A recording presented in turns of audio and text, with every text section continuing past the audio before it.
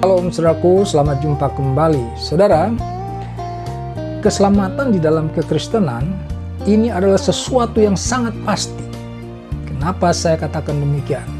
Ya, karena setiap saudara dapat dengan leluasa menguji setiap firman Tuhan yang ada di dalam Alkitab atau Bible. Saudara diberikan keleluasan sepuas-puasnya ya untuk bertanya. Dan saudara tidak pernah akan terjebak pada suatu situasi di mana kemudian pertanyaan-pertanyaan saudara itu dikategorikan sebagai penghinaan atau penodaan agama. Sehingga saudara dilaporkan polisi. Tidak pernah saudara, tidak akan pernah.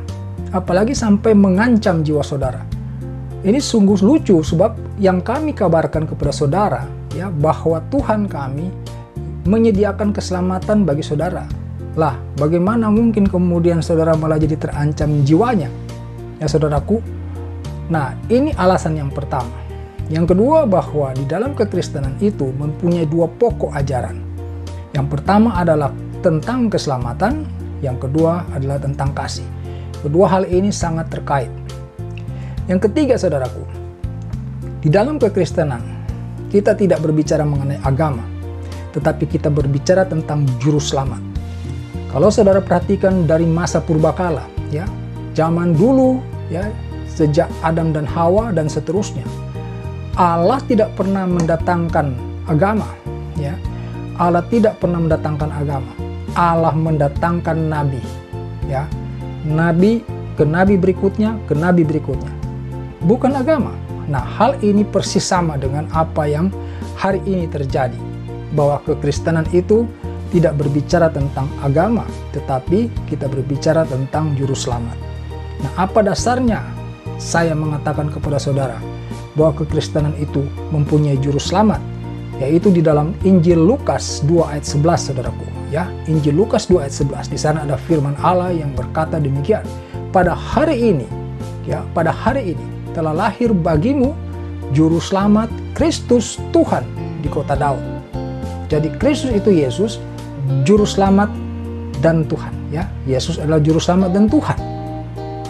Kemudian ada lagi firman daripada Tuhan Yesus sendiri, ya, di dalam Yohanes 14 ayat 6.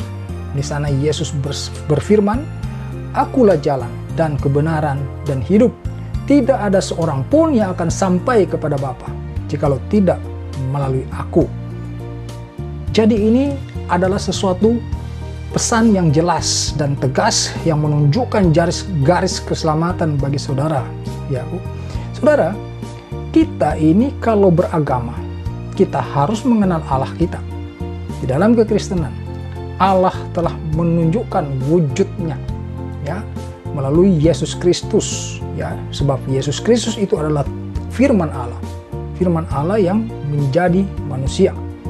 Saudara jangan bingung, ya. Saudara jangan aneh kalau misalnya firman Allah itu menjadi manusia, ya. Saya sudah sering katakan, kalau Allah menjadi manusia itu sangat wajar, ya, karena manusia itulah ciptaan termulia. Ya saudaraku, kalau Allah menjadi hewan, nah ini baru aneh. Allah menjadi pohon besar untuk kita sembah, Allah menjadi batu yang harus kita sembah, menjadi gunung yang harus kita sembah. Ini yang aneh, ya, karena tidak ada relevansinya, tidak ada hubungannya sama sekali, ya, dengan manusia. Tetapi jika Allah menjadi manusia, dia menjadi serupa dengan saudara dan saya. Ini sesuatu yang sangat masuk akal. Kenapa? Karena dengan menjadi sama seperti manusia, maka dia dapat berkomunikasi. Ya, manusia tidak perlu takut karena wujudnya sama. Ya, perbedaannya memang ada ketika Yesus menjadi manusia di dalam dunia ini, dia tinggal di tengah-tengah manusia. Perbedaannya jelas memang karena dia memang berasal dari Allah. Sehingga di dalam keseharian dia mampu menunjukkan kuasanya dengan mujizat. Misalnya dia berjalan di atas air, ya. Ada badai di danau, ya, diredakan, ya, dihardik, diredakan. Kemudian ada orang lumpuh, ya, dibuat supaya bisa berjalan kembali. Orang buta sejak lahir juga bisa dibuat melihat kembali. Bahkan saudaraku, orang mati dibangkitkan olehnya, saudaraku. Jadi saudara, ini bukti-bukti yang sangat nyata. Ya, saya tahu bahwa ada yang bertanya, di mana Yesus berkata atau berfirman, "Akulah Allah, sembahlah aku." Saudaraku, Saya ingin balik bertanya kepada saudara, jikalau saudara seorang ibu atau seorang ayah, adakah saudara ketika anak-anakmu lahir, engkau harus menyatakan kepada anak-anakmu, akulah ayahmu atau akulah ibumu, hormatilah aku, ya, dengarkanlah nasihatku? Saya kira tidak seperti itu, ya. Yesus sudah jelas Tuhan, ya. Dia jelas Tuhan, jadi dia tidak perlu memproklamirkan dirinya. Dari perbuatan-perbuatannya itulah manusia harus tahu diri, harus mengenal dia dari perbuatan-perbuatannya. Seperti yang sudah saya sampaikan tadi, saudaraku, ya. Dia bisa meredakan badai, ya, di Danau Galilea. Dia bisa berjalan di atas air, ya. Dia bisa menyembuhkan orang sakit, orang lumpuh dibuat berjalan, orang buta sejak lahir pun dibuat melihat kembali. Bahkan orang mati dibangkitkan, saudaraku. Dan peristiwa ketika dirinya sendiri, ya, dianiaya, disiksa, ya, sedemikian rupa, dia hanya bisa mati ketika dia berkata, aku menyerahkan nyawaku. Dia tidak mati karena senjata tajam daripada serdadu-serdadu, ya, yang mengerebutinya, menyiksanya begitu rupa. Dan ketika dia mati, itu tidak mati selamanya, saudaraku. 3 hari kemudian dia bangkit. Kebangkitannya disaksikan, saudaraku, ya. Ada catatannya, ya. Kemudian dia menampakkan diri kepada lebih dari 500 orang sekaligus. Jadi kebangkitannya itu juga disaksikan, saudaraku, ya. Bahkan bukan cuma di dalam Alkitab, ya, tetapi juga di dalam catatan-catatan sejarah, ya, karena memang ini kenyataan. Jadi sekali lagi saya ingin sampaikan kepada saudara, ketika berbicara keselamatan di dalam kekristenan, kita tidak sedang berbicara tentang suatu agama, ya. Memang ketika saudara menerima Yesus sebagai Tuhan dan Juru Selamat, saudara akan kemudian mendapatkan label, ya, sebagai orang Kristen. Itu memang tidak bisa dihindarkan. Karena apa? Karena kita hidup bernegara, ya. Kita harus mempunyai identitas sesuai dengan apa yang kita imani, yang kita yakini. Tetapi sekali lagi, Yesus datang bukan untuk mendirikan agama, saudaraku. Dia memberikan keselamatan kepada setiap orang yang percaya kepadanya, ya. Firman Tuhan sudah mendahului sebelum orang-orang menyadari bahwa dia adalah Juru Selamat. Firman Allah sudah mengatakan di dalam Injil 2 ayat 11 tadi, saudaraku, ya, pada hari ini telah lahir bagimu Juru Selamat, Kristus Tuhan di kota Daud, ya. Dia betul disalibkan, saudaraku, ya. Dia betul disalibkan, dia mati, di hari ketiga dia bangkit, dan kemudian dia naik ke sorga, saudaraku. Sehingga dengan ini saudara harus dapat membedakan, ya.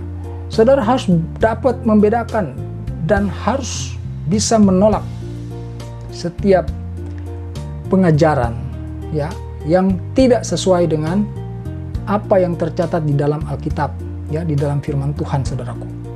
Ya, karena apa? Karena Allah tidak menciptakan double juru selamat, tidak menciptakan 2 juru selamat. Dimunculkan hanya satu, Yesus Kristus, itu namanya, saudaraku. Ya, Adam diciptakan cuma satu, tidak kembar. Ya, Hawa juga cuma satu, tidak kembar. Ya, Abraham hanya satu, tidak ada Abraham 2, Abraham 3. Musa juga begitu, saudaraku.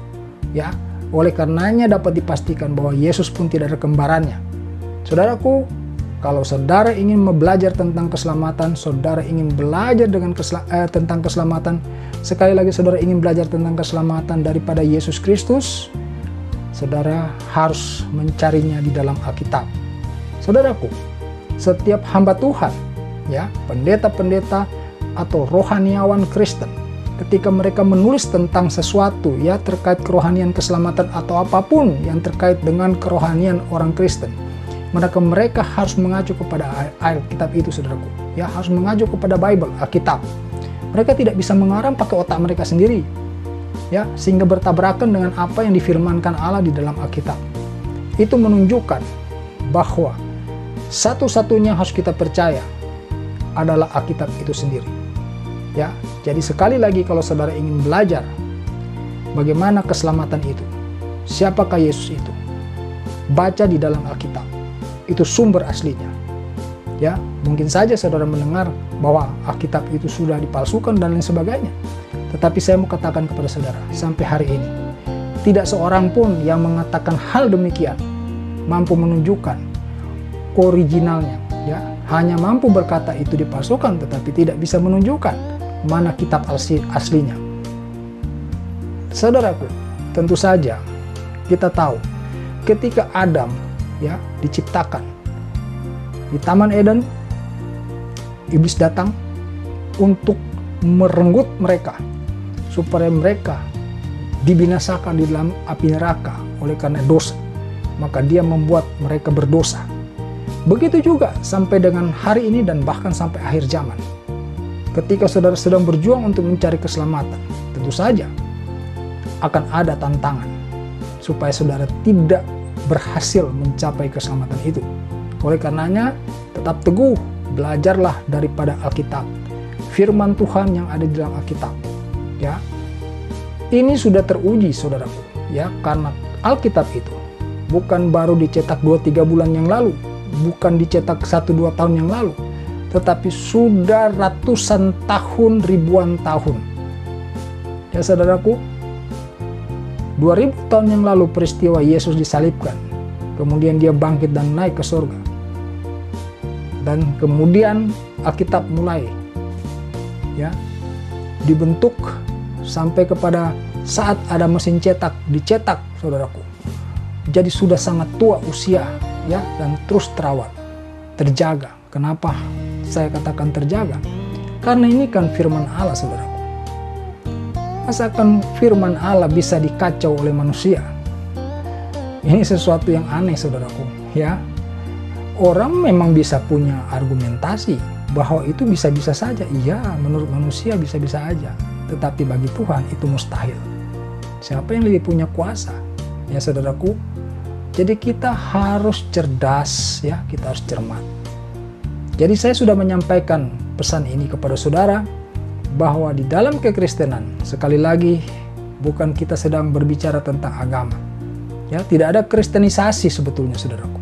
Kita hanya menyampaikan inilah jalan keselamatan bagi orang-orang yang membutuhkan keselamatan hidup kekal di dalam kerajaan sorga.